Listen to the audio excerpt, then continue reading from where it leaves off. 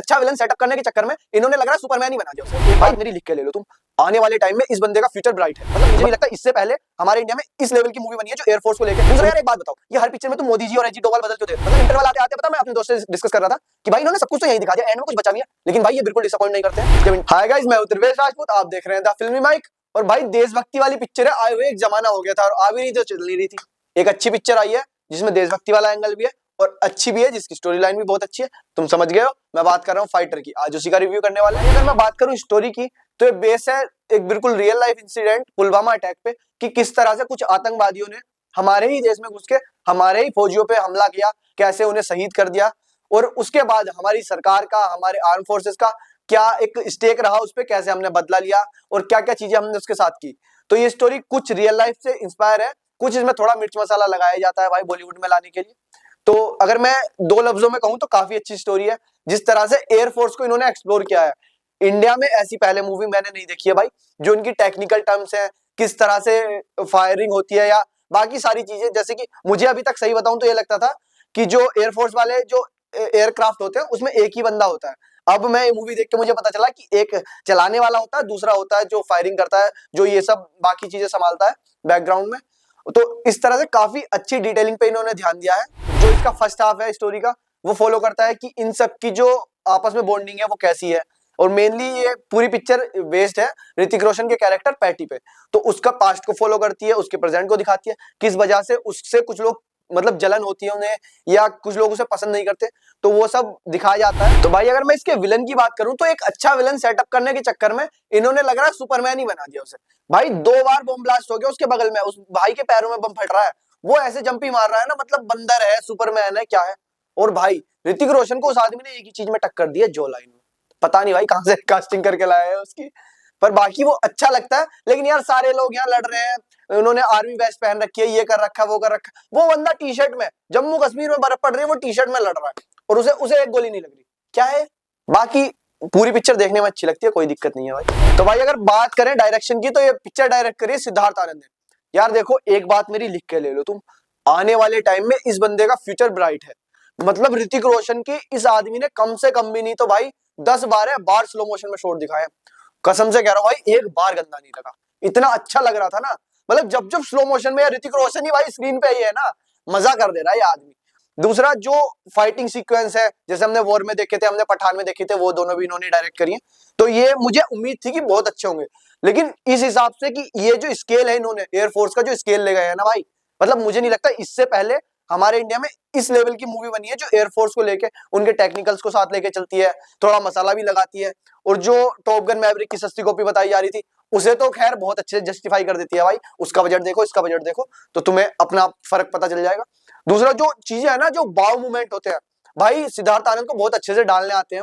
मतलब हर 10-15 मिनट में एक ऐसा मूवमेंट आएगा ना जब तुम चिल्ला रहे होंगे, अगर तुम्हें शौक है, जैसे मैं क्या करता हूँ भाई, मैं पागल हो जाता हूँ अगर बहुत अच्छा मूवमेंट कोई देख लेता हूँ। तो वही वाला सीन है कि तुम पागल हो जाओगे, मेरे आसपास लोग चिल्ला रहे हैं, वो हॉल में मूवी देखने का अलग ही मजा आ जाता है। तो बाकी जो सिद्धार्थ आनंद का एक तरीका है ना, इमोशनल टच और फाइट सीक्वेंसेस को मिला के जो वो तुम्हारे सामने मिर्च मसाले वाली चीजें रखते हैं ना भाई, वो बहुत अच्छी है।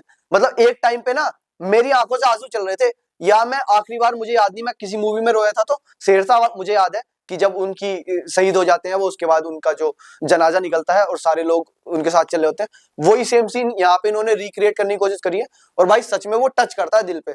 मतलब मैं रो रहा था, मेरे बगल में मेरा दोस्त बैठा था, तो मुझे लगा यार इसे नहीं दिखाता, चुपचाप बैठता हूँ। फिर हम रास्ते में आते हुए डिस्कस कर रहे हैं कि भाई मैं भी रो रहा था, वो कह रहा मैं भी रो रहा था। मतलब बहुत अच्छे से मूवी डायरेक्ट करी गई। तो भाई अगर कास्टिंग और एक्टिंग की बात करूं तो बिल्कुल शुरू से शुरू करेंगे ऋतिक रोशन से, the Greek God of India. भाई मतलब क्या इन्होंने उसका यूज करा है ना, क्या यूटिलाइज करा है ऋतिक रोशन को। मतलब मुझे लगा था एयरफोर्स की मूवी है तो एब्स एब्स थोड़ी दिखाएंगे, पर भाई वो बंदे का चार्म ऐसा है ना यार, वो दिखता है और तुम्हें ऐसा नहीं लगेगा कि यार जबरदस्ती ओवरली डाल दिया गया है। फिर आगे बढ़ोगे, अगर दीपिका की बात करूं तो बहुत अच्छी एक्टिंग करती है, और इनको जो रोल मिला है, जिस हिसाब से ये अपने घर से लड़के भाग गई हैं, फिर अपनी जीत को पूरा करने के लिए एयरफोर्स में परस्यू कर रही है, तो वो उनकी आंखों में दिखता है, बहुत अच्छा है। फिर अगर अनिल कपूर की मैं बात करूंगा तो भाई Anil Kapoor immortal of India, वो बूढ़े तो होंगे नहीं, खैर उन्हें किसी से नफरत करनी है, साथ ही साथ वो ऐसे किरदार में है, मतलब एयरफोर्स में है, तो वो अपना पद भी नहीं भूल सकते कि नफरत के चक्कर में तुम किसी के साथ गलत कर दो। फिर थोड़ा आगे बढ़ोगे भाई, करण सिंह ग्रोवर, बहुत टाइम बाद मैंने इस बंदे को बड़ी स्क्रीन पे देखा है। भाई मुझे लगता है यार ये बंदा यार डिजर्व करता है यार, इससे 2-3 पिक्चरें मिलनी चाहिए सोलो, वरना बाकी सबको बहुत अच्छा काम मिल ही रहा है। फिर अक्षय ओबरॉय है, तो उन्होंने भी बहुत अच्छी एक्टिंग करी है, और बाकी भी जो पूरी कास्ट है ना, पूरा क्रू है भाई, जिस किसी ने भी इनकी कास्टिंग करी है। दूसरा यार एक बात बताओ, ये हर पिक्चर में तुम मोदी जी और अजीत डोभाल बदल क्यों दे रहे हो भाई? यार मैं कंफ्यूज हो जाता हूँ, मैं सही बता रहा हूँ, असली वालों में मैं कंफ्यूज हो गया हूँ कि ये असली वाले हैं, पिक्चर वाले हैं, क्योंकि हर एक तो हर तीसरी पिक्चर में मोदी जी आ जा रहे हैं।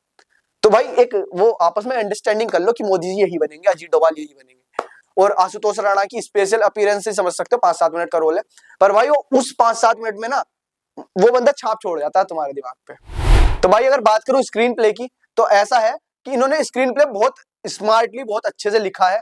दूसरा जो उसका एग्जीक्यूशन है, इन्हें पता था कि हमें मूवी में बीएफएक्स यूज करने पड़ेंगे, तो उस ही लेवल पे इन्होंने स्पेशल इफेक्ट के साथ साथ जो ग्राउंड लेवल पे है, उसे क्या कहते हैं, प्रैक्टिकल इफेक्ट यार, तो उसी हिसाब से इन्होंने ग्राउंड लेवल पे बिल्कुल प्रैक्टिकल इफेक्ट भी उतने ही यूज करे हैं, ताकि ऐसा ना हो कि बीएफएक्स के चक्कर में हम चीजें खराब कर दे। दूसरा जो है कि स्क्रीन प्ले ऐसा है भाई, तुम्हें 2-3 मिनट की मूवी अगर तुमने मिस कर दी ना, तो तुम्हें लगेगा यार कुछ तो गड़बड़ हो गई है। और जो बहुत अच्छे से इनकी आपस की बॉन्डिंग दिखाई है, जो केमिस्ट्री है, जो फाइट चल रही है, उसके बीच में क्या चीजें हो रही हैं, वो सब एक दूसरे को अफेक्ट करती हैं, और बहुत अच्छे से स्मार्टली इन्होंने स्क्रीन प्ले लिखा है। इंटरवल आते आते पता, मैं अपने दोस्त से डिस्कस कर रहा था कि भाई इन्होंने सब कुछ तो यही दिखा दिया, एंड में कुछ बचा भी है, लेकिन भाई ये बिल्कुल डिसअपॉइंट नहीं करते हैं। इंटरवल के बाद जब मूवी शुरू होती है, तो उसमें भी बहुत अच्छे से परस्यू करते हैं अपनी चीजों को। स्क्रीन प्ले बहुत टाइट है, मतलब तुम्हें बोरियत महसूस नहीं होगी, तुम्हें पिक्चर छोटी लग सकती है, बड़ी तो नहीं लगेगी यार। बिल्कुल एंड में एक सवाल आ जाता है कि मुझे अपना पैसा और टाइम दोनों देने चाहिए इस पिक्चर के लिए या नहीं, तो भाई एक शब्द में मेरा आंसर है बिल्कुल दो। क्योंकि भाई मैं तो देखो ऐसे बड़ा हुआ हूँ कि पहले 26 जनवरी को स्कूल जाता हूँ, फिर वहां पे परेड वरेड देखी, घर आता हूँ तो टीवी पे परेड चल रही है, टीवी पे तिरंगा चल रही है, टीवी पे बॉर्डर चल रही है, तो वो एक माहौल है यार, मुझे बहुत अच्छा लगता है वो सब, कि ये जो पूरा वीकेंड होता है ना, कि 26 जनवरी के आसपास पूरी एक वाइब क्रिएट करी जाती है, हर किसी के घर पे तिरंगा लगा हुआ है, तो वही सब इन्होंने क्रिएट करने की कोशिश करी है। और बहुत अच्छे से जो बैकग्राउंड म्यूजिक तुम्हें कॉम्प्लीमेंट देता है, जो चीजें उस पे चल रही हैं। दूसरा, हमारे देश में घुस के कोई हमारे साथ जब गलत करता है तो कैसे हमें बुरा लगता है, वो सब बहुत अच्छे से क्रिएट करी गई है। भाई अगर तुम चाह रहे हो अपनी फैमिली के साथ देख सकते हो, बिल्कुल कुछ गलत नहीं है भाई, बिल्कुल एक छोटा सा किस है, अगर इतना तो तुम टॉलरेट कर ही सकते हो, तो अपनी फैमिली के साथ जाओ, अपने लव्ड वंस के साथ जाओ, ये पिक्चर जरूर देखो। और ऐसी मजेदार वीडियो देखने के लिए हमारे चैनल को करें सब्सक्राइब, और इस वीडियो को कर दे लाइक। और अगर कोई भी ऐसी मूवी है, कोई सीरीज है जिसके बारे में आप चाहते हैं हम बात करें, तो हमें कमेंट में लिख के जरूर बताएं, बिल्कुल बात करी जाएगी।